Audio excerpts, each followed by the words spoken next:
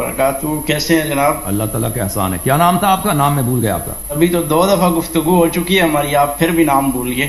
مذہب چاہتے ہیں نام بھول جاتے ہیں. عمر آپ اتنی اہم شخصیت ہیں. کیا نام ہے؟ عمر. تو عمر صاحب پچھلے ہفتے آپ آئے تھے، اس سے پہلے بھی ایک دفعہ آئے تھے. تو میں نے آپ سے پچھلی دفعہ، اس سے پہلی دفعہ وعدہ کیا تھا کہ آپ کو ٹائم دوں گا. پچھلے دفعہ میں نے آپ کو فل ٹائم دیا، لیکن آپ نے ہماری نرمی کا غلط فائدہ اٹھایا اور مجھے بات نہیں کرنے دیا اور میری بات کو بار بار کاٹا ہے. تو اس دفعہ آپ سے استدعا یہی ہے، میری خواہش یہی ہے کہ آپ ایک موضوع کا انتخاب کریں، اسی موضوع پہ بات کریں.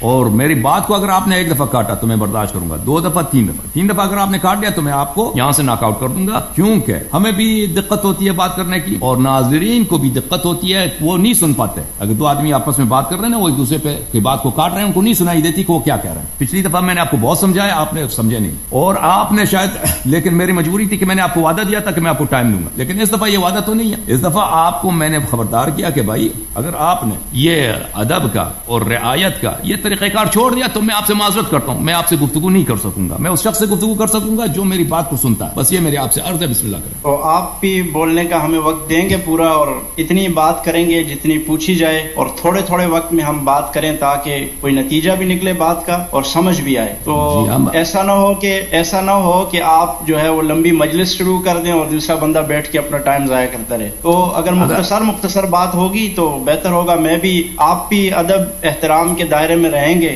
تو میں بھی کیوں نہیں رہوں گا. اور آپ اپنی پچھلی گفتگو اٹھا کے دیکھیں کہ آپ نے کس طریقے سے زبان طیش میں آ گیا. آپ نے تو اخلاق کیا، آپ نے سب ہر چیز کا دامن چھوڑ دیا، لیکن میں پھر بھی آپ کو کتنے آرام سے پیار محبت سے گفتگو کی آپ کے ساتھ. مجھے یاد ہے کہ میں آپ کے سامنے ہاتھ جوڑ کے کہتا تھا کہ میری بات، اور آپ مجھے کہتے ہیں کہ آپ طیش میں آ کر. جی ہاں، مجھے اذیت ہوا آپ کی باتوں سے، کیونکہ ایک بے ادب آدمی کے ساتھ جس کے سامنے آپ ہاتھ جوڑ کے کہتے ہیں کہ میری بات سنو، وہ آپ کی بات نہیں سن رہا، آپ کی بات کاٹ رہا ہے. تو یہ میری غلطی، واقعی میری غلطی تھی کہ میں نے آپ کے سامنے ہاتھ جوڑا. مجھے اسی وقت آپ کو کاٹ دینا چاہیے. ٹھیک ہے نا. کہ ایک شخص اگر وہ سوال کرتا ہے پھر وہ کہتا ہے کہ تم اس سوال کا جواب نہ دو، اس کی اپنی مرضی کی جواب دے دو، پھر اس سے بات نہیں ہو سکتا. بھائی اگر آپ سوال کرتے ہیں وہ میری مرضی ہے، جس انداز سے میں جواب دوں اس جواب کے لیے مجھے مقدمے کی ضرورت ہے، میں تمہید کی ضرورت ہے، میں مقدمہ تمہید بیان کروں پھر اس کو نقطے کی طرف آ جاؤں. یہ میری مرضی ہے. یہ اگر آپ اس بات کو نہیں سمجھتے، اس بات کو قبول نہیں کرتے تو ابھی سے آپ گفتگو نہ کریں میرے ساتھ. میں اپنی مرضی سے جواب دوں گا، اپنے علم کے مطابق جواب دوں گا.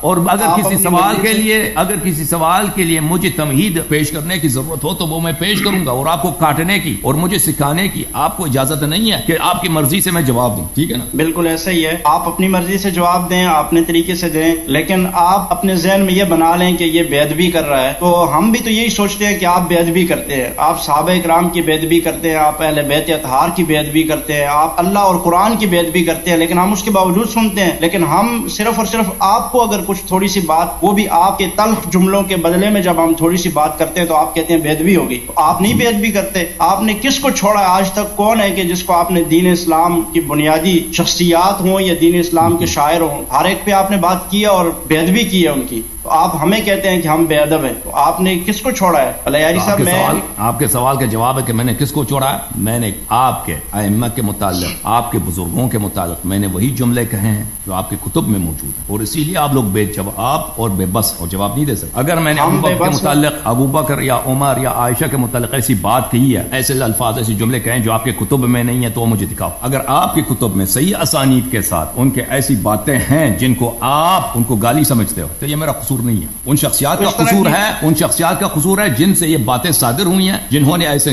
کردار کیے ہیں جو آپ کے کتب میں موجود ہیں. ان سے لڑو. اب آپ کا جملہ کہ میں نے اللہ اور رسول اور اہل بیت علیہ السلام کی توہین کی، اس کا میں جواب نہیں دیتا کیونکہ جواب کے لائق ہی نہیں ہے. جہاں تک آپ کی شخصیات کا تعلق ہے اس کا جواب میں دے چکا. ابھی آپ بسم اللہ کریں کس موضوع پہ بات کرنا چاہتے ہیں، میں آپ کی خدمت میں حاضر ہوں. پہلی بات تو یہ کہ اہل بیت اطہار ہوں یا صحابہ اکرام ہوں، یہ ساری ہماری شخصیات ہیں. ٹھیک ہے. ہم ان کا دفاع بھی کرتے ہیں اور ہم ان پہ کوئی جملہ، کوئی ہلکا سا جملہ بولنا بھی اپنے لیے ایمان سے نکلنا تصور کرتے ہیں. اس کو ہم ان پہ کوئی لفظ بول ہی نہیں سکتے. ہم مسلمان ہیں، اپنے آپ کو مسلمان کہتے ہیں، ہم نہیں بولتے. لیکن آپ تو ہر کچھ بولنے کے لیے تیار ہیں کیونکہ آپ کو تو اسلام کی پرواہ نہیں ہے. میرا آج کا سوال تو یہی ہے، چونکہ آپ کا غدیر گزرا ہے، آپ نے عید منائی ہوگی. اس سے پہلے کہ آپ غدیر کا ذکر کریں، میں آپ ایک اس جملے کا جواب دوں کہ آپ نے کہا کہ اہل بیت علیہ السلام اور صحابہ ہماری شخصیات ہیں، آپ کو اسلام کا پرواہ بھی نہیں ہے. جی ہاں، آپ کی بات یہ ہے کہ دیکھیں اہل بیت طاہرین علیہم السلام مطہر ہیں، اہل بیت طاہرین علیہم السلام عدل قرآن ہے، اللہ تعالیٰ نے اسی طرح اور رسول صلی اللہ علیہ وسلم نے اسی طرح جس طرح قرآن کی اتباع لازم ہے، اہل بیت علیہ السلام کی اتباع صحابہ پر لازم ہے۔ یہ رسول پاک صلی اللہ علیہ وسلم کے جملے ہیں، رسول اللہ صلی اللہ علیہ وسلم نے صحابہ کو اور پوری امت کو غلام بنا دیا اہل بیت علیہ السلام کا، کہ ان کی اتباع اور ان کی نوکری اور ان کی اطاعت آپ پر واجب ہے۔ اور جہاں تک صحابہ کا تعلق ہے، صحابہ کے متعلق عرض ہم نے کیا، صحابہ نے اگر اچھے کام کیا تو ہمارے سر آنکھوں پر ان سے محبت کرنا، ان کی تعریف کرنا، ان کی تعریف کرنا، اس کو ہم ضروری سمجھتے ہیں، بلکہ اس کو ایمان سمجھتے ہیں، اللہ سے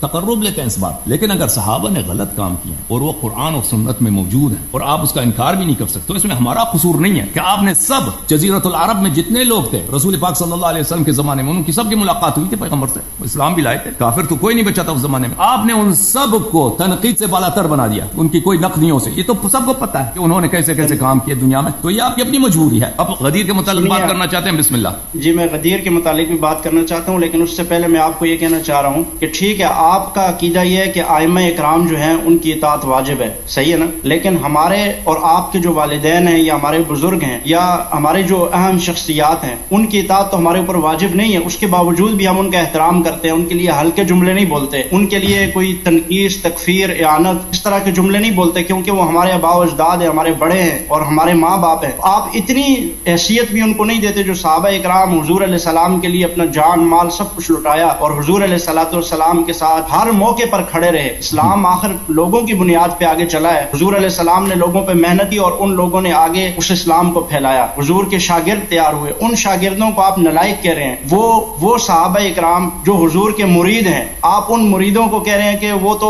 ٹھیک ہی نہیں نکلے، تو یہ تو صراحتاً وضاحتاً آپ حضور علیہ الصلوۃ والسلام پر تنقید کر رہے ہیں کہ حضور پیر کامل نہیں تھے اور حضور استاد کامل نہیں تھے، حالانکہ انما بعثت معلما، حضور علیہ السلام فرماتے ہیں کہ مجھے تو اللہ تعالیٰ نے معلم بنا کے بھیجا ہے۔ آپ ایک استاد کو ہی ناکام ثابت کر رہے ہیں جب آپ کہہ رہے ہیں کہ صحابہ اکرام نعوذ باللہ وہ راستے سے ہٹ گئے تھے یا انہوں نے ظلم کیا تھا، انہوں نے جبر کیا۔ کیا اللہ کے رسول صلی اللہ علیہ وسلم نے ان کو اتنا بھی نہیں سکھا کے جا سکے کہ وہ اہل بیت اطہار یا دین اسلام کے ساتھ کچھ مخلص ہو سکتے؟ یہ تو آپ حضور علیہ الصلوۃ والسلام پہ ڈائریکٹ آپ کا اٹیک ہے۔ اسی وجہ سے ہم جو تکفیر کرتے ہیں شیعہ کی، اس میں بنیادی وجہ یہی ہے کہ اس وجہ سے ہم کہتے ہیں کہ وہ صحابہ اکرام پر نہیں بلکہ صحابہ اکرام کی آڑ میں حضور علیہ الصلوۃ والسلام کی توہین کرتے ہیں، حضور علیہ الصلوۃ والسلام کی توہین، رب کی توہین، قرآن کی توہین کرتے ہیں کہ قرآن نے ان کی تربیت ہی نہیں کی، اللہ کے رسول نے قرآن کے ذریعے سے تربیت کی لیکن ان کی تربیت نہیں ہو سکی۔ اسی وجہ سے ہم شیعہ کے تکفیر کے قائل ہیں، یہی بنیادی وجہ ہے کہ آپ حضور علیہ الصلوۃ والسلام پر ڈائریکٹ ان پر جو ہے وہ ہٹ کرتے ہیں۔ تو میں یہ کہنا چاہ رہا تھا کہ قرآن کریم کی اتنی آیات مبارکہ جو صحابہ اکرام کے متعلق ہیں وہ ساری کی ساری، اس میں سے کوئی ایک صحابی بھی اس کا استثناء نہیں ہے، چاہے جائے کہ حضرت ابوبکر اور عمر ان کی شخصیات ہی بلند اور برتر ہیں، اعلیٰ ہیں، بالا ہیں، اس لیے کہ حضرت علی رضی اللہ تعالیٰ نے خود ان کے ساتھ رہ کر ان کی عمارت میں کام کیا، ان کے ساتھ رہے۔ وہ کیسے ہو سکتے ہیں؟ وہ کیسے راستے سے بھٹک سکتے ہیں جب حضرت علی المرتضیٰ بھی انہی کے ساتھ تھے؟ خاندان نبوت کے چشم و چراغ سیدنا علی المرتضیٰ حیدر کرار بھی ان کے ساتھ تھے، ان کی پشت پر تھے، تو آپ کیسے کہہ سکتے ہیں؟ اب اسی تسلسل کو میں غدیر خم کے ساتھ ملاتا ہوں۔ حضور علیہ السلام غدیر خم پہ آنے سے پہلے اپنے باتوں کا جواب سن لیں میرے بھائی۔ اگر دیکھو عزیزو، اگر جھوٹ دلیل ہونا تو دنیا میں کوئی باطل ہے ہی نہیں۔ آپ بھی ادعا کر سکتے ہیں کہ آپ کنگ چارلز کی جگہ آپ کنگ آف انگلینڈ، اگر جھوٹ دلیل ہو، بھائی یہ ادعا کرنا کہ رسول پاک صلی اللہ اور یہ ادعا